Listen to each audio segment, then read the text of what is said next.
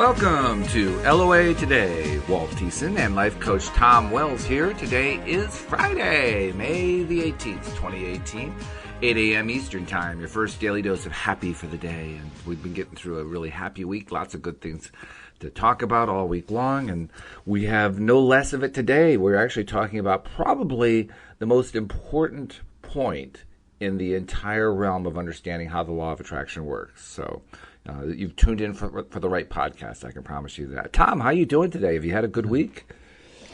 Yes, I have. It's been a really great week. I got out for the first time to spend time on this lovely pond that I like to sit and work on. I call it my backyard or my front yard. And Ooh. I sit on the edge of this pond next to all these beautiful, what do you call them? Cattails or bulrushes. Yep. Mm-hmm. And then I look to the west and I see the snow-capped Rocky Mountains that aren't very far away, maybe 10 miles to the foothills. Actually, it's only 3 miles to the foothills. And then you can see the snow-capped range in the background and looking across this beautiful pond, and it's just full of birds and geese and everything out there just having a blast. And and then I do my work.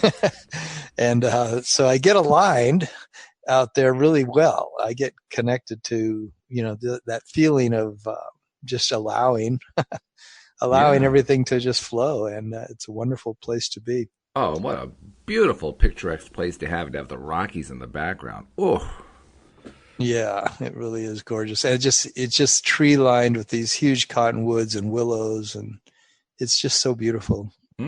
Wonderful. What do you do for lunch? I mean, geez, after that, your day is blown. What do I do for lunch? Yeah, what do you do for an encore is my way of thinking of it. Oh, for an encore, yeah. I go home and apply it all in with my computer. Yeah, there you go. Right. Actually, I took my computer these times. I usually don't. I usually just take a notebook and I write things that, occur to me. I mean, I wrote some creative pieces out there this week. That was amazing just to watch this creative stuff show up. And so, yeah, it's a wonderful way to have a backyard or a front yard. It's 15 minutes from my house. So very good. Yeah. Well, I can't say I've had that kind of outdoor fun. I've actually been mostly indoor this week, partly because of helping my wife with her gardening business, which is, May is like our busiest month of the year. So, it does take a little work. For sure. And the other half is we've got the book coming out, and I need to, get the little finishing touches done and, get all the stuff done for the two different versions, because there's the print version and then there's the Kindle version. And, they're very, very close, but still they're different. And so lots of little things to be done to get that ready, because we got a launch coming in a week. So good things happening. Good things happening. That's great. Yeah. It's going to be exciting. Actually, I think the biggest challenge with any of this is allowing it to happen, which is what the topic is for today.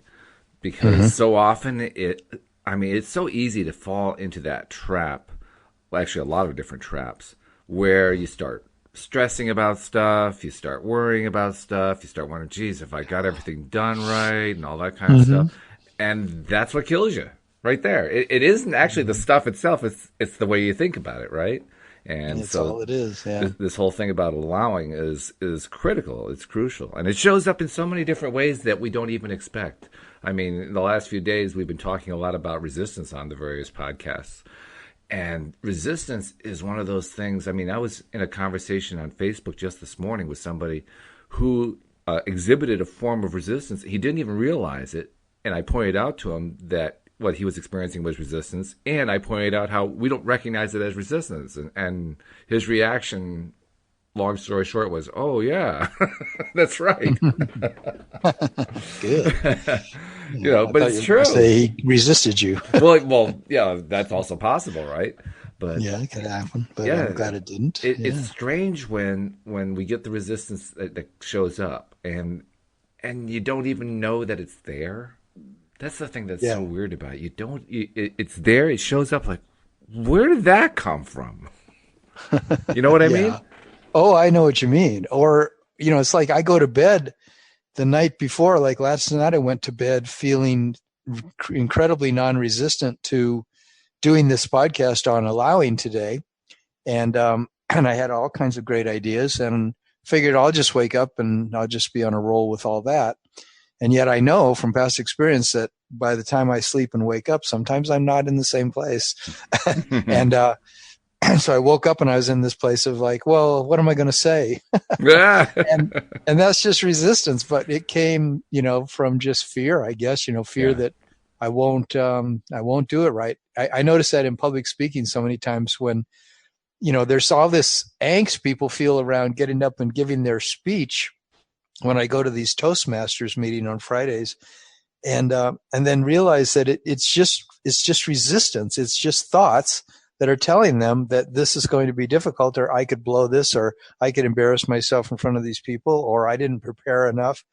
And it's the opposite vibration that lets you give a good speech. Right. The same way as with a podcast. Right. Podcast is like giving a speech in a certain way, although we have each other to bounce off of. But you're really just trusting that you're going to say the right thing at the right time, and it's all just going to flow, and it's going to be easy, and you're going to be inspired. You're going to get these impulses that are going to come from your higher self, from your inner being, and you're going to speak from that place, and it's going to be creative, and it's going to be fun. It's going to be interesting, all that stuff.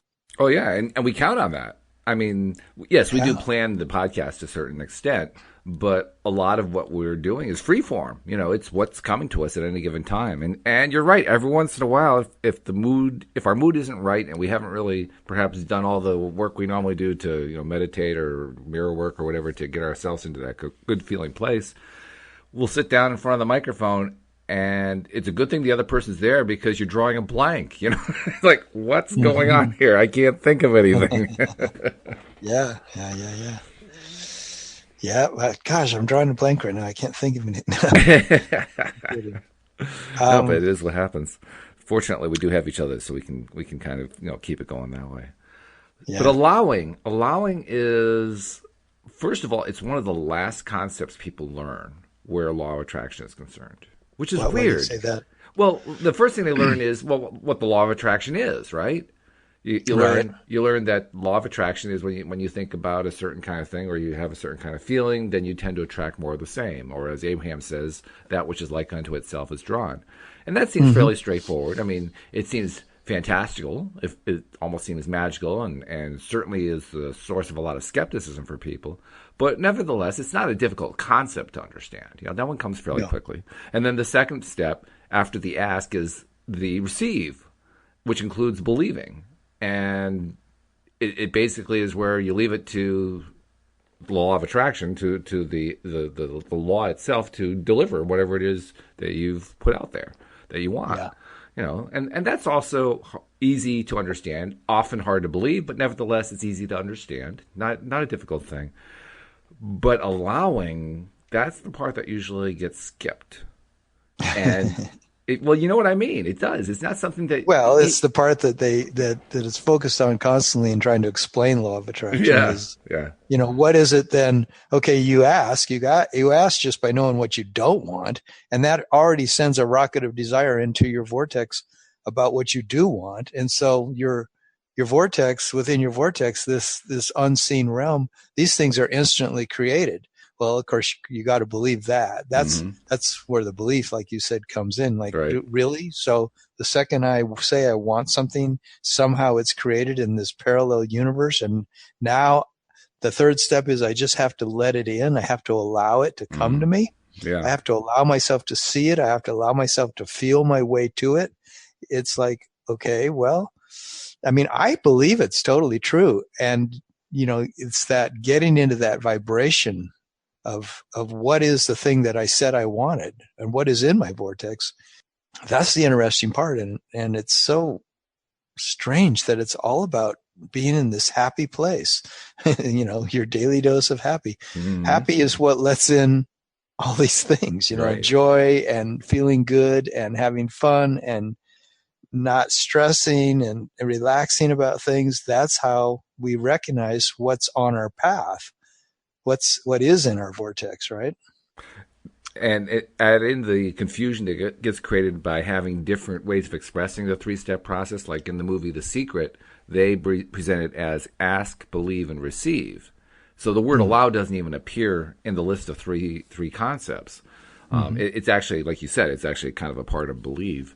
But for most people, they see ask, believe, and receive. So they think, okay, well, I've made my ask. I want this to happen. And now I really, really believe it.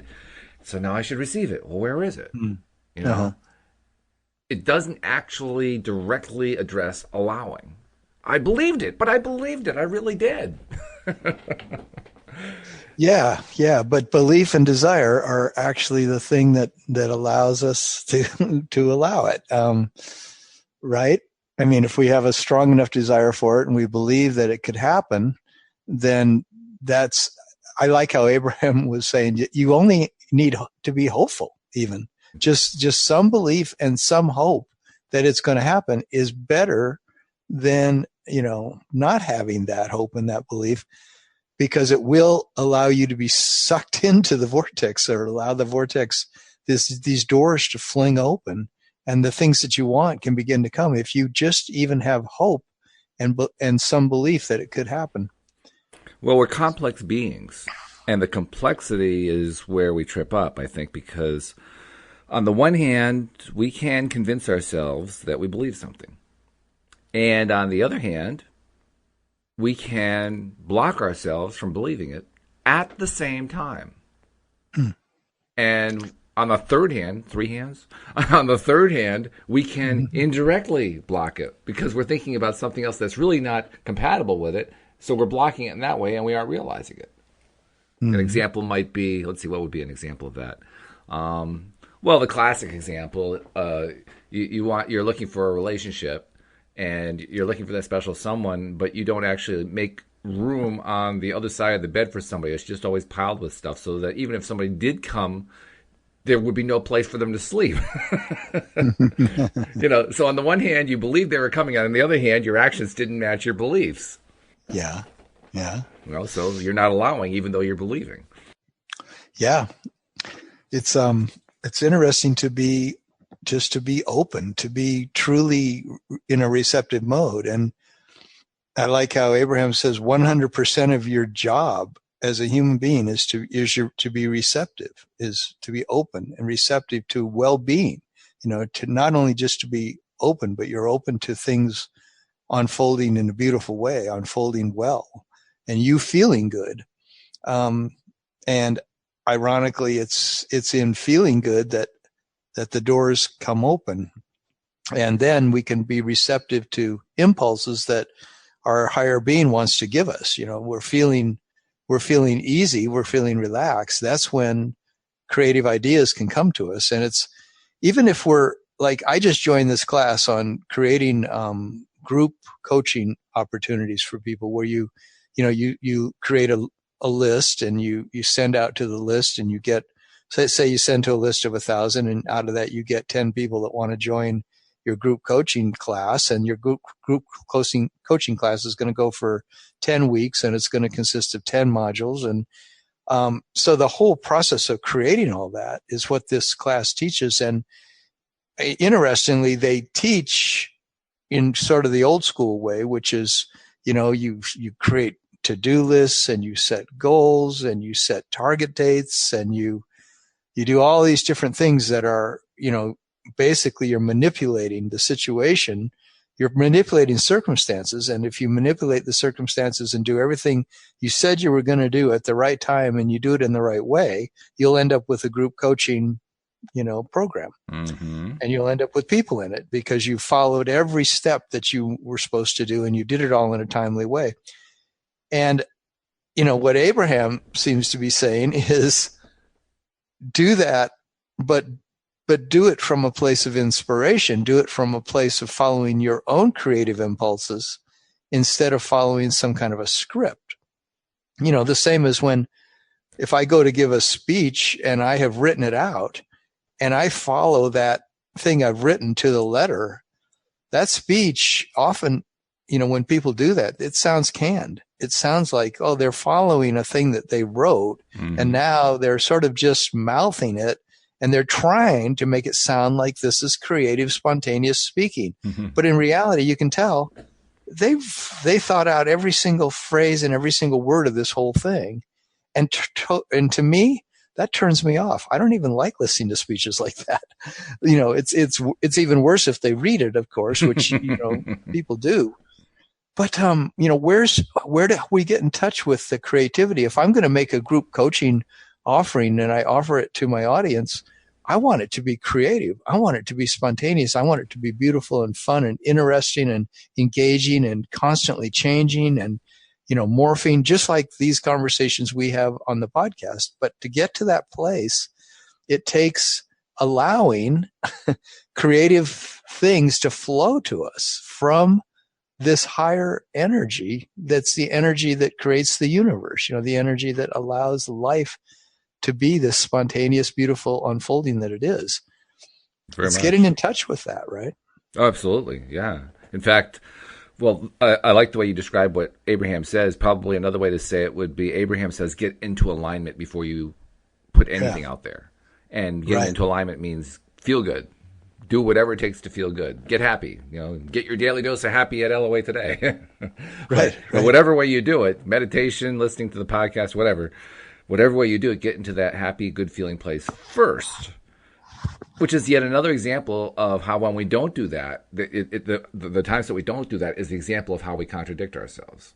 On the one hand, we're working really hard on the allowing and the receiving and so forth. And on the other hand, we didn't bother to get ourselves into a happy place. So, yes, I'm ready to receive it. No, I'm not ready to receive it. Same time. Mm-hmm. And we don't realize it. It's another example of something we don't realize it. You have to almost have it pointed out to you, which is why Abraham points it out to us. You have Which to is why we have this podcast. Which is why we have the podcast. That's right. To remind ourselves. I mean, how often do I forget it during the day? How often do you forget it? Or the other co-hosts? Well, we know this stuff, right? We talk about it. And then in the middle of the day, it's like it blips right out of the head. And I don't know why that is, but it does. Well, I think, the whole thing comes down to the thing that's been repeated on this podcast so many times, and which I think is the funny little quirk in everything, is that this is my personal belief, is just because we've been trained so strongly in the opposite. It's that we were trained by parents, teachers, et cetera, society, everything, movies, you name it, that reflected to us that the only way you get your results is by being super diligent, by being super hardworking, by being super focused, by being super attentive to detail, by being super organized, having your list of things to do, having your target date set, stay on track with all the details and use your mind as a military disciplinarian, right? Right. As an organizer that says, I have got to organize and I've got to be on top of all these details. And what, law of attraction comes around and says is the complete opposite in a certain way. It's saying your details can happen, but they can happen magically. They can happen wonderfully. They can happen with a thrill of watching something unfold in front of your eyes that wasn't what you really imagined. It's better. It's more interesting. You're having more fun doing it. Well, how do you get to that place if you're just living entirely by a regimented expectation that you're going to do everything by the book? You're going to do it because you said you're going to do it. You said you were getting up at 5:00, and you said by 5:30 in the morning you're going to be writing. And so at 5:30 you're writing, and by 10:00 you're going to be doing this next thing on your to-do list. And, I'm not saying don't get up at 5:30 and set the intention of writing starting exactly at 5:30 if you want to, but where's the inspiration going to come from? You've got to be in a good feeling place. So really it's just saying, get into alignment, get into this good feeling place, and then go do the thing that you want to do. There's a cliche that it often gets used to apply this kind of thought process that you're describing, where you do all the things, you do the micromanaging, you make sure every single step is done. The cliche is getting your ducks in a row, right? Yeah. You get all your ducks in a row before you go anywhere. And I used to believe in getting my ducks in a row.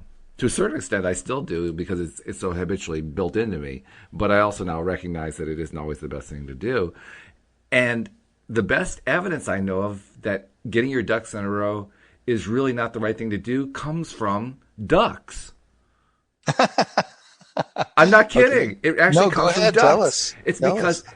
if you've ever looked at like a group of adult ducks, Yeah. they may briefly swim in a row or walk in a row, but they don't stay that way. You know, they'll start passing each other. They'll go in different Yeah. directions. Right. Right. So getting the ducks in a row didn't really help there. The only time you'll actually see the ducks in a row is when there are ducklings following their mother. Yeah. And And even they don't stay in a row. well, here's the really interesting thing. You're right. They don't necessarily stay in a row. Although if the mother is traveling, they will tend to stay in the row because they want to keep up with her. But Well, yeah. but the really important point is before they start to travel, the mother duck never gets them in a row. All she does is start swimming or walking in the direction she wants to go to, and they line up behind her. Yeah. So she never actually got her ducklings in a row. They did it themselves. That's right. That's right. That's right. And the geese, I've been watching geese all winter long because they migrate to this area and they hang out in there. So they're always flying over in all these beautiful formations. And I've watched them so many times how they get in a row, how they get in that perfect formation where The they're in flying the draft formation, of each yeah, other's wings. right. And I watch how it's just amazing how they do all these different things and then they just slowly come into these patterns, Mm-hmm. sometimes pretty quickly, but Yep. they're perfectly in that V-shaped formation and Right. they're perfectly dovetailing off each other's wings. And there's a lot of times when they're not, when they're just in haphazard patterns, and then they make that effort to get a line like that. And I don't know why I said that, but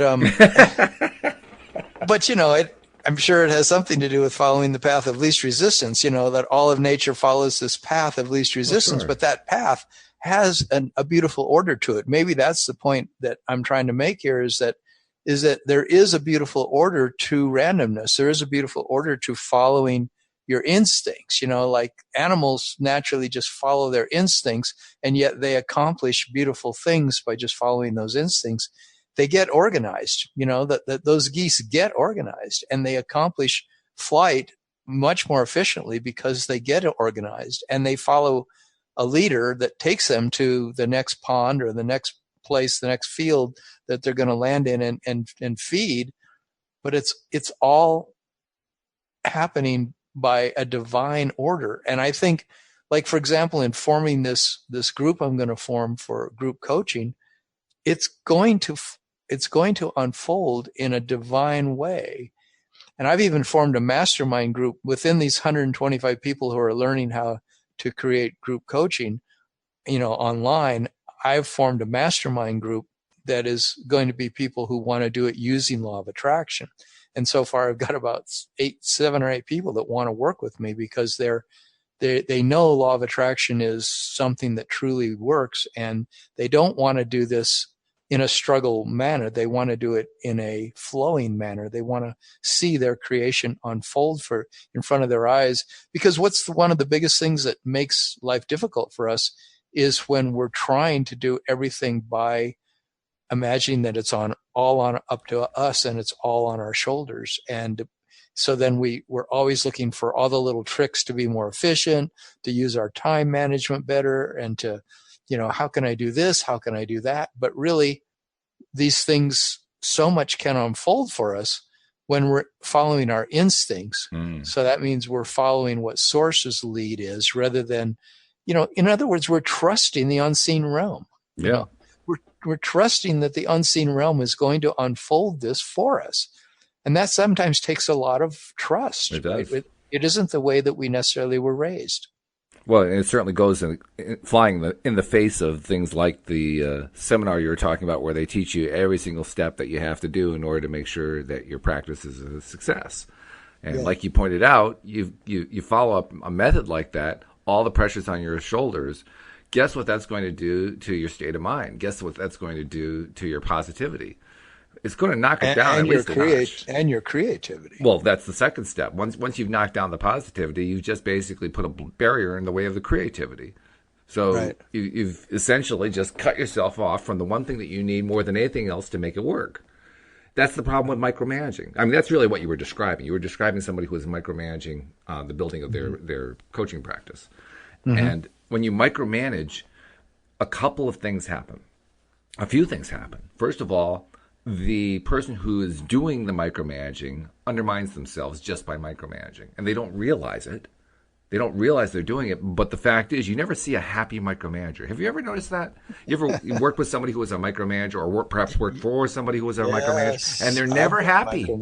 They are never ever happy. They don't smile. They're like, oh, they're not like, oh wow, this is a great day. We're gonna have a good. No, you must do this. We gotta get this done. Gotta get that done. Gotta get that done. Oh my God, we're gonna be late. Gotta get this done right here. It's that kind of frenetic feeling to it, right? Or perhaps if they're more relaxed about it, well, we gotta get this done. We gotta get that done. Gotta do that. Why haven't you done that? You got to get that done right now. Do that right now. Do this, this. Never happy. Yeah. Never happy. Well, I agree. I mean, I think it's why so many things from the military to corporate environments to school environments are lacking creativity and lacking interest and lacking in creating truly revolutionarily beautiful creations in the world that enthrall and delight masses of people, is because they're all built on micromanaged models where people think their way into the whole situation rather than feel, what's my heart want to create here? What is my spontaneity and my enthusiasm for life want to bring forward? And there's been this huge long history that we do things by the book. We don't do things because they feel good. We don't do things because they're fun. We don't do things to spur our creativity. We do things to get it done so that we can have the money, so that then you can have a house to go live in and a nice car, and then enjoy those things because that's what you ultimately want. You want the nice house and the nice car. Now you can relax and be creative in your garden or be creative in your workshop or be creative. But then people, if they're so trained by being in this regimented environments where it's dull and it's boring, so many, to me, that's what I couldn't even pick a major in college because they all look dull and boring. And I know within those things, there's beauty and there's creativity everywhere, really. But it's how much of it, like I really feel the world needs, billions more people who want to really be creative and they want to be in touch with what's this realm of the divine, of the infinite, of, where beauty comes from. What's it informing me? What's it telling me? Could I somehow be an agent of that beauty, of that creativity? And that only happens when we get into this place of allowing. Oh, that's true. Well, plus we also have the evidence of the relatively new discipline of positive psychology, because the positive psychologists have very consistently proven, study after study after study, that yes, you can actually build a successful business, for instance, doing the micromanaging approach. What you can't do is make a happy life doing that. Well, not can't. What the odds are extremely against it. And the way that shows up in the studies is when someone pursues doing the hard work and pursues the success in the hope that will help them find happiness, those people achieve happiness about 10% of the time. But for the people who reverse it, who say, I want to be happy first, and I'm going to let my happiness create my success, those people are successful 90% of the time. So it's exactly the opposite of what we're taught to believe, which is if you do the micromanaging approach, you will be successful and it will make you happy. That's the approach that we believe in. You described it. I mean, you put in your 30 or 40 years and then you get to go have fun in your garden. Problem is, when they get to the garden, they're not having fun. Yeah. 90% of the time, they weren't having happiness. And so by the time they got to the point where they were allowed to do some happiness, they didn't know how to do it. They just wasted the last 30, 40 years where they could have been practicing being happy because they were pursuing and being creative and what it is truly to what it is truly to have fun, what it is truly to enjoy your life. And luckily a lot of people do live a pretty regimented life, and they live by the the book of their corporate expectations or whatever but they they find a way to be creative within that realm, Mm-hmm. and that's a good thing. They find the enjoyment of their family. They find the enjoyment of their coworkers. They do creative projects at work, and they get in touch with their creativity. And I just feel like it's something that can be expanded on endlessly, obviously infinitely. Like how creative can we get, and how Oh much yeah. fun can we really have, and how much can we truly support each other in a loving, beautiful way. There's no end to that. And plus, when somebody comes at a corporate job the way you just described, they do tend to be more successful. And even more importantly, if they lose a job, which happens a lot in the corporate sector, if they lose a job, the happy ones are the ones who are most likely to be socially connected in a big way. They're the ones who rebound fastest. Mm-hmm. The ones who have not had that happy side, that social side, that side, that fills in the rest of it, not just the go to work, go to work, go to work. The ones who have that other side, they're the ones who rebound. They're the ones who get the new job quickest. They're the ones who are able to recover from a setback like that. Yeah.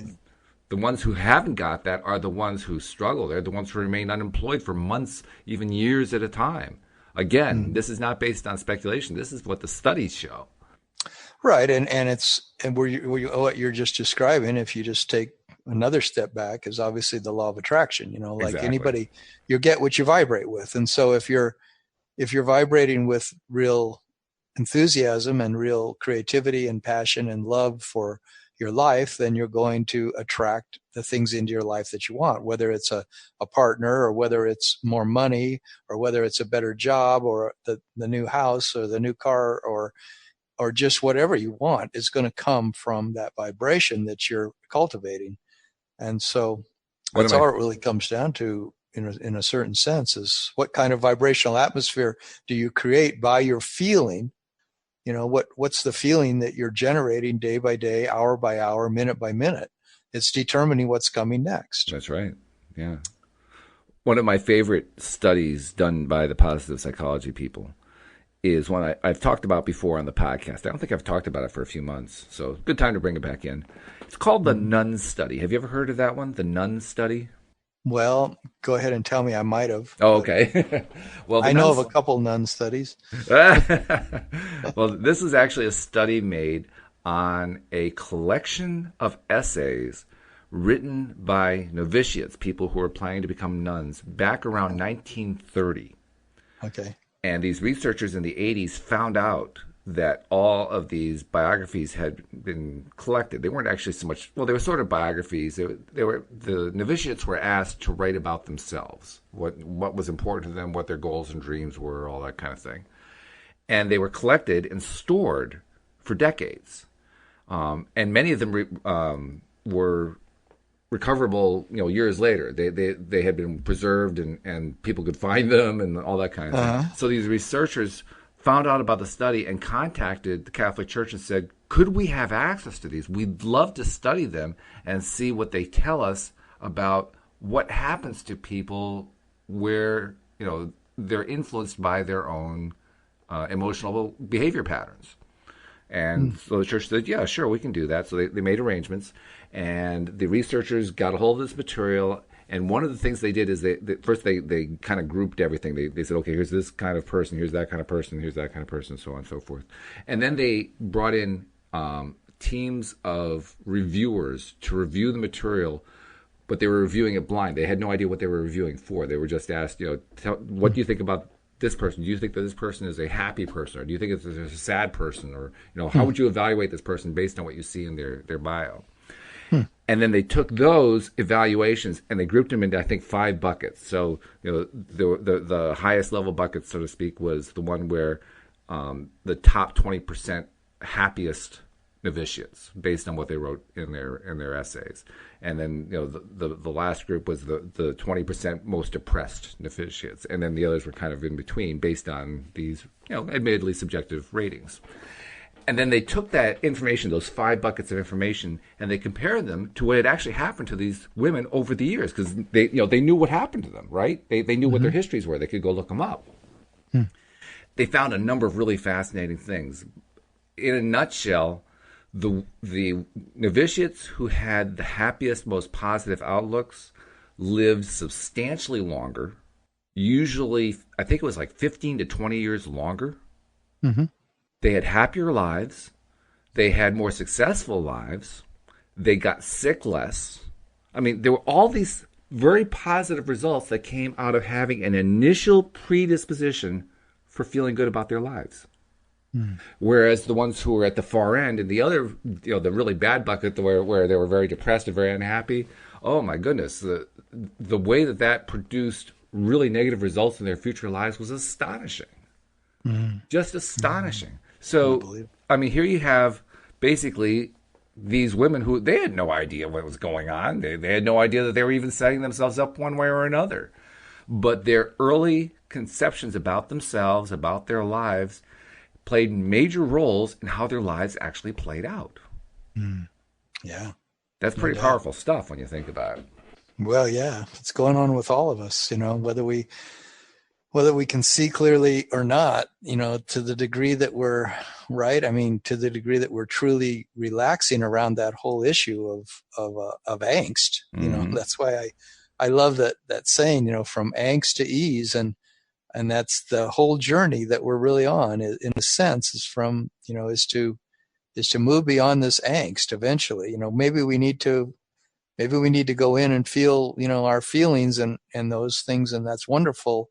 But eventually, don't we have to come to the place where we're living in a place of possibility, in a place of positive expectation, where we're really looking forward to having a life that is going to work for us or that is working for us, and we're willing to finally say, I'm done being miserable. I'm done being sad. I'm done being confused. I'm done being stuck.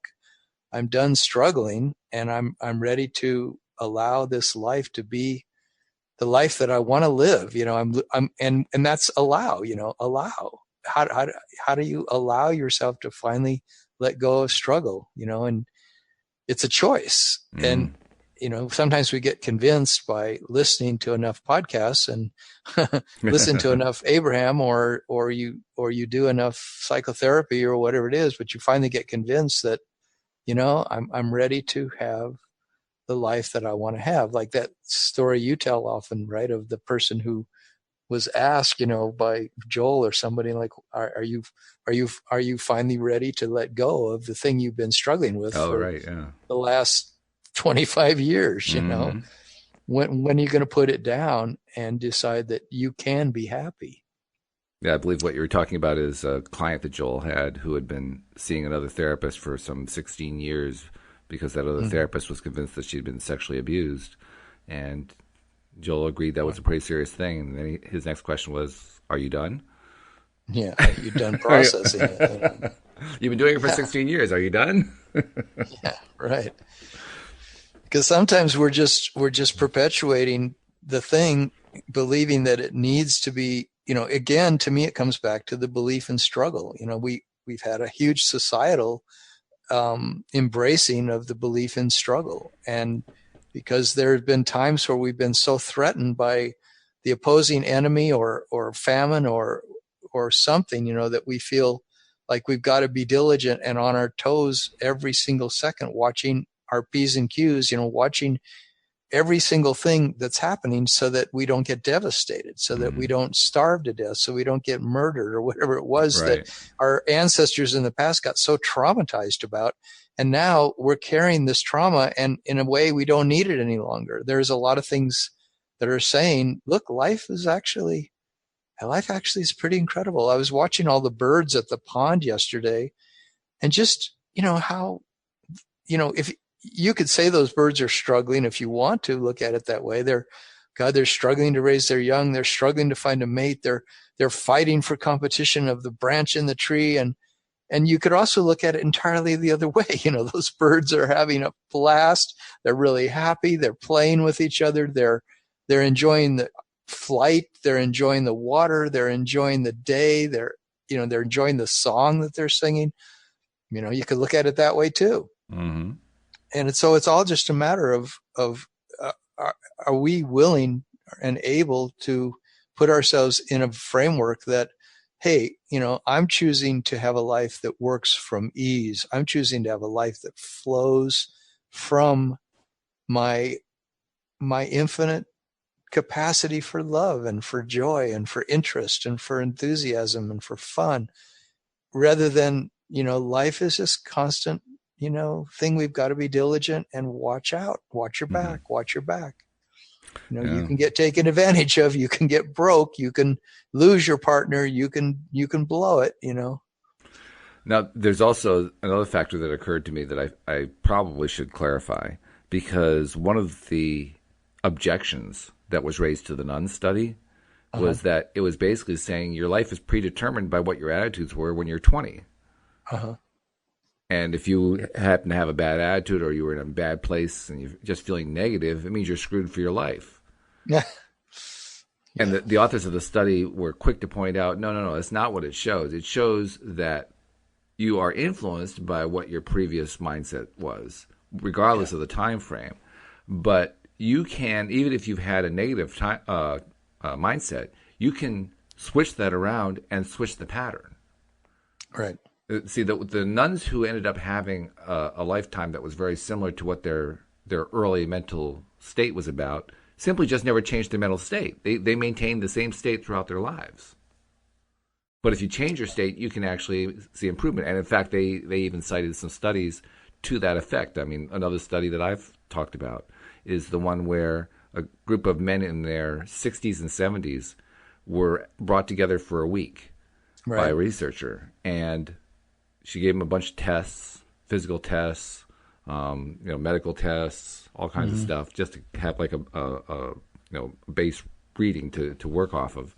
And then divide them into two groups, a control group and the test group. And the test group, she put them into a place in a building together where everything in the building had pictures and magazines and furniture and everything from 20 years before.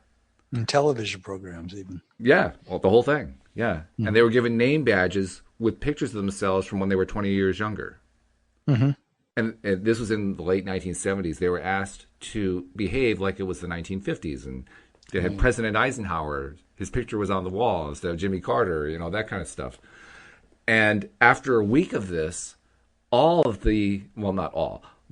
of the participants demonstrated significant improvements in their physical readings.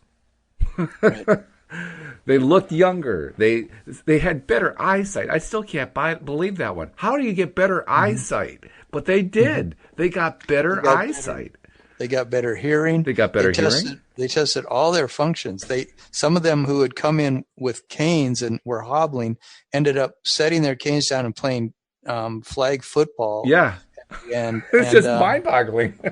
Yeah, and the difference in the two control groups was that the one group, they asked them to act as if they were that age again, and use all the props. The fact that they were showing the Cuban Missile Crisis on TV, they were showing, Eisenhower or whoever, Kennedy speaking on TV. They brought back all of the right, like you said. So they brought back so many of the actual scenes from the 50s, the actual magazines and everything, or the 60s, whatever it was. And they asked that one group to act as if they were back there and they were that age for the entire week, to just be in the place where everything you can imagine that you were at that age, speak from that, act from that, enjoy your life from that point of view. The other group, they simply put them into that environment with the television programs and the magazines and all the things from the time period, but they didn't tell them to act as if they were that age again. Mm-hmm. They just said, just be in that environment. And the changes were much more dramatic. They got changes in both groups in hearing and eyesight and all these things, but the group that actually acted as if they were back there had the huge amount of changes. They had the biggest changes. Which is astonishing. It is. That flies in the face of everything that we thought we knew from medical science, where the human body is concerned. Yeah. So clearly the mindset, it doesn't matter what your mindset was in the sense of whether you're going to change it or not. If you're going to change it for the better, you're going to get a better result. Bottom line. Yes. Yeah. And if you embrace the idea that you're going to do that, and that you are choosing to do that consciously, it's more effective than if you just want happenstance and circumstance to change you.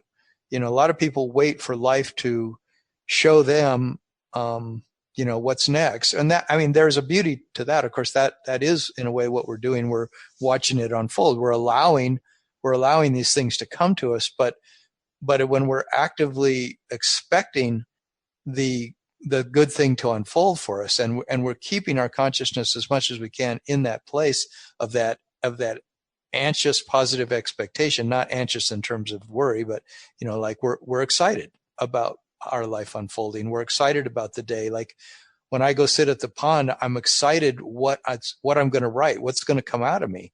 And I ended up the other day, I was there for 4 hours and I wrote this whole piece that was very creative. I'm going to put it up as a blog pretty soon on my site. Mm-hmm. And I felt like it came because I was so inspired. I actually woke up that way that day, which was really wonderful, because I felt like I woke up knowing that I wanted to write this thing. I didn't know what I was going to say. And it took me 4 hours to write it. Wow. But it was, actually I dictated it. It came out in terms of sentences I dictated into my transcribing program on my Mac.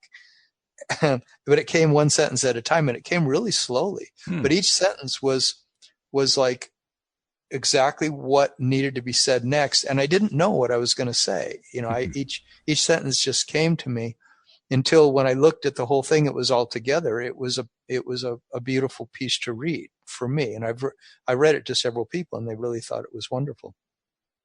So, how do we be in that place consistently where we're receptive, we're to what the universe wants to give us? That thing that's in our vortex, as we said at the beginning of this podcast, if we've already put into our vortex the things that we really want in our life in terms of partners and money and career and everything that we want to have accomplished in this day or in this lifetime, how do we let it in?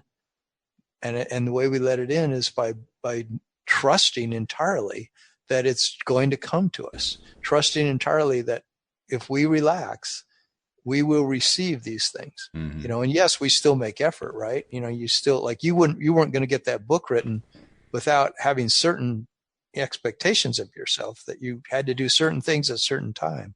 Yeah, I've never yet mastered the art of writing a book by saying, okay, book, write yourself. And you walk in the next room and there they are. There it is. It's all done. Right. Now, I may get to that point someday where I can do that, but I'm not there yet. So for the moment, I settle for, I chose a book project. I know I'm good at it. I know that I can produce something that I would really like. I can find enjoyment in that. I can find creativity in that. And so that's what I did. And besides, I wasn't even having to write the whole thing. I mean, you guys were writing it. All 39 authors were writing it. But I imagine you allowed a lot of it to flow to you. You allowed a lot of it to unfold, right? Absolutely. Well, yeah, you have to. That's the only way you can get 39 people to write for you. You can't just say, you're going to write for me. You're going to do this on time, and you're going to do it in the way that I tell you to do it. That doesn't work too well. Yeah. But if instead you contact people and say, hey, I'm putting this book together, and I'd love you to contribute to it. It's going to be an opportunity for you to tell a story that actually comes from your own life, that demonstrates how the law of attraction works, how effective it is. And at the same time, since most of you are life coaches or Reiki instructors or whatever, you're all going to have the opportunity to be effectively advertising your business because you wrote a story for the book. So this is a win-win situation. Plus, we're going to be promoting the show with it. So it's going to be a win-win-win proposition. And you're doing things every step of the way in creating a big project like that. You're undoubtedly doing things every step of the way that aren't coming by just, following a list of things to do. You're following the flow of those things unfolding, right? In fact, it was Joel who reminded me that it was a different kind of project for me. He pointed out that in the past, I would have been the micromanager. I would have been the one who wanted to get the ducks in a row. I would have been the one who created the outline and said, okay, well, we got to do this, and this. And instead, with this project, I didn't do any of that. I just said, let's go. And I started contacting people. I had no clear plan other than here's what I've fleshed out in my mind. And I just wrote this thing up and sent it out to people and said, would you like to be a part of it? And they said, yeah. Now, if I had done it the way that the micromanagers suggest, I'd still be working on the outline. Exactly. That's the thing. Yeah. If you think it through too much, if you rely on the process of logic, the process of analytical thinking, sometimes a lot of people who have brilliant ideas and they want to do something creative in the world and they're excited about it, but it gets short circuited by the micromanage side of it. And I think that's what I'm facing in this group coaching process. If I want to create this wonderful project and have it manifest, that's going to affect the lives of many people and my own life in beautiful ways, where people will get awesome coaching and they'll learn awesome things from my workshop. Well, for that thing to be really, truly creative and fun and interesting and exciting for all of us, I have to be in that place, where I let it be created from that place. Otherwise, you're going to read about it and it's going to say, oh, yeah, that sounds okay. And sounds like what a lot of other people are doing. And, and then you go, how many workshops and things have you gone to where the description might even sound good, but you get there and it's pretty canned, it's like, okay, this guy's following just a script and he's, it's really boring or it's, I've heard this all before or it's being delivered in a way that is not very much fun and It's not very interesting, but I paid for it. So I'm going to go ahead and sit through this whole thing. Yeah, and it makes you wonder, where's their allowing? Because there's not a whole lot of allowing going on there. It's all scripted. It's all boring. It's all canned. Yeah, it's kind of, it's really like, why did I even bother to go to that? It reminds me of the story that Joel told. Back a year ago, he had to leave the podcast for a bit. And when he left, I brought David Barkey in, which was great. So we got another co-host out of it.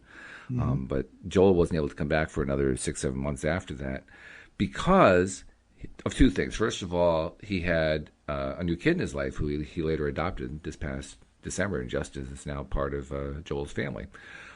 But more than that, he had also been given the opportunity to run a clinic. He's a therapist, and to run a clinic using law of attraction principles.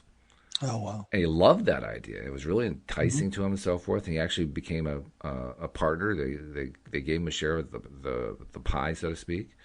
And he goes in, and he's all ready to go, right? He's ready to go doing stuff. And his approach is not to pre-plan, not to micromanage. He just plows right in and starts getting stuff done. And, dishing stuff off. And, okay, you do this. Okay, here we go. We're all doing our thing now. But the guy who brought him in was a micromanager. And he wanted to make sure that every single thing was planned out. So I love the way Joel tells us. He had, this guy, the micromanager, had a plan that involved creating meetings for the purpose of discussing when meetings were going to be held. I'm not kidding. He actually did that. I believe it. They had meetings for the purpose of deciding when meetings were going to be held, who was going to be in the meetings, what was going to happen in those meetings.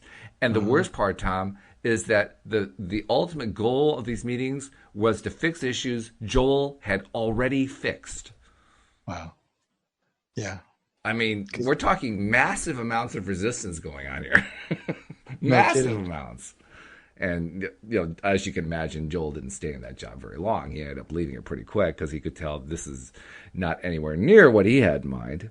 And he moved on. And the funniest part is when he left, he basically walked out. I mean, he didn't do it meanly or anything like that, but he basically walked out on what he knew was a bad situation with no clear prospect of what he was going to do for a living. He walked out on a Friday. By Monday, the word had gotten out through his network what had happened and that he had left, and he had so many referrals. His week was full. His first week in business as a private therapist. Oh, I mean, nice. Completely full schedule after a weekend, after walking out on a job. I mean, can you imagine? Yes, that's wonderful. That the things that come to us when we're truly in that place are amazing. I think when we're really vibrating with a positive, hopeful, wonderful expectation. I mean, I assume that's what he was doing. When he knew he didn't want that, he put such a clear message of what he did want. Yeah. There, it sounds like he knew what he wanted all along. Oh, he so did. He always was vibrating. He was already vibrating with that feeling. And then the universe just piled on, the universe just flooded his life with positive results. Yeah. Because he was so much choosing that. Exactly. Right? Yeah. Interestingly enough, too, a lot of the referrals came from the people he had hired to work at this clinic who knew they couldn't get those clients handled properly because of what the top guy was doing. So they were dishing the clients off to the guy who'd left the company. Cool.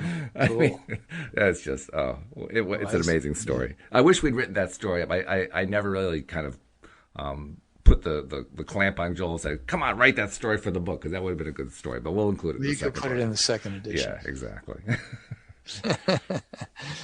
40 brand new stories from Walt Thiessen in LA Today. 40 brand new stories of success with the law of attraction. Well, actually, there's going to be an opportunity for readers, because I've included a page at the end saying, we're going to write future books. If you'd like to have your story included, send it to, and there's an email address, stories@loatoday.net. So, we'll see. I have a sneaking suspicion we're going to get a lot of stories out of that. Yeah, didn't you talk about at one point about having some kind of an ongoing weekly or monthly thing? Yeah, like a mailing list, and I haven't put that in yet, but I'm really close to putting that in as well. The only thing I'm not sure about is, do I really want to manage that? What would that be? It'd basically be an email list. So, like the Abraham Hicks list or Mike Dooley's Tut list or whatever, where they send out their daily thing. Where you send out a story a week or something? I'd be sending out a story, yeah. But there's a lot of work that goes in that. I'm not sure I really want to do that yet. So, that's why I haven't absolutely committed to putting it into the book. But I may put it in there anyway and just see how many people sign up. Yeah, there's leverage. There's leverage in alignment that it can open up so much. That's really something I kind of live for, is the wanting to see that, when that alignment just really is rich. It shows up in relationships. It shows up in terms of money. It shows up in terms of the work we do, the fun we have. How open can we get to allow things to begin to really rock and roll? You start to really live your life out loud, as I call it, because you're just noticing all the time the leading edge. It's like being a surfer when you're on that wave. There's just a place you get on that wave that is so beautiful that it just carries you. And from that place, you can glide, you can turn all over the place, you can cut back, you can do so many cool things. You can be inside the pipeline, because the wave is just going to carry you if you're in that exact right place. And that's kind of, I think, what life is capable of being like when we're in the right place. Friends come, money comes, opportunities come, the right person rendezvous with you at the right time, because you're just in this great place. It is amazing what happens. And other thing allowing. It is allowing. Well, the other thing that happens in an allowing place, too, is we become aware of the resistances we didn't know we had. They pop up, They show up at the time you least expect it. And you have to kind of be ready for that. But if you are, there are opportunities to let it go. Yeah, exactly. We slowly get through all those resistances, I think, slowly or quickly. But I find like I'm always noticing more that I can let go of. Where is that resistance? How can I let go of it? Exactly. Yeah. Well, this has been great. Just want to remind people that if you haven't subscribed and shared, you can go to the webpage to do that, loatoday.net. I won't even tell you how to do it. It's all right there. And I'll just say, Tom, it's been a pleasure. And before we say goodbye, tell people how they can reach out to you. You can go to my website, which is youarejoy.com, youarejoy.com. And if you would like a free session with me, I'm happy to give you an hour where you can see whether or not you'd like to do coaching with me, but basically just bring some situation you want to talk about that's of concern to you. And in the meantime, we hope that you'll join us next time here on LOA Today. Goodbye, everybody.